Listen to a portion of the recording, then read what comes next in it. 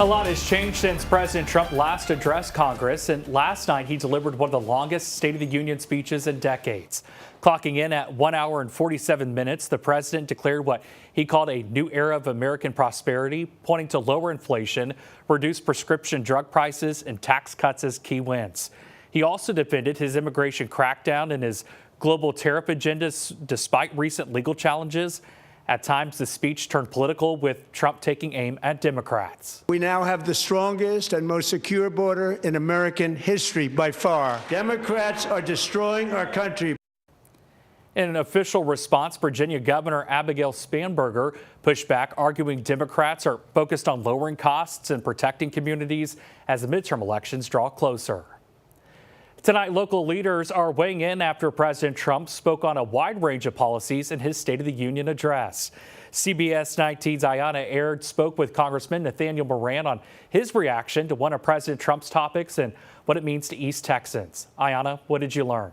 Congressman Moran shared his insight on the president's State of the Union address, touching on border security, economic growth, and what East Texans can expect in the coming months. President Trump highlighted a broad range of economic policies. I spoke with Congressman Moran about his reaction to specific topics and how they impact East Texas communities like inflation. He says the speech celebrated new heights and new heroes. Here's what he had to say. All right, Congressman Moran, I want to go a little bit back to the inflation and the president's remarks on that, how he said inflation is dropping and incomes are rising. Do you think East Texas families are actually feeling that relief at grocery stores, local shops, especially with all the tariffs? Yeah, they are in some areas and some they're not. We've got more work to do, and I've been very vocal from the very beginning about tariffs. I believe tariffs are a tax.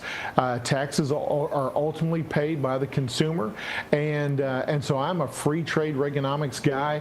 I believe that we need to have fair trade, though, and there's a lot of countries around the world that have not been engaging in free trade with us, so I support President Trump's effort to renegotiate these deals. He adds that while gas prices have dropped, providing some relief for East Texas families, other parts of the economy aren't looking as strong. Congressman Moran says it's crucial to support long-term economic growth in East Texas by cutting regulations, lowering taxes, and finalizing trade deals that give businesses more certainty. Congressman Moran says one thing East Texans will notice in the coming months that was highlighted in the president's address is the One Big Beautiful Bill, with the main focus on reducing the tax burden in East Texas. In studio, I'm Ayanna Aird.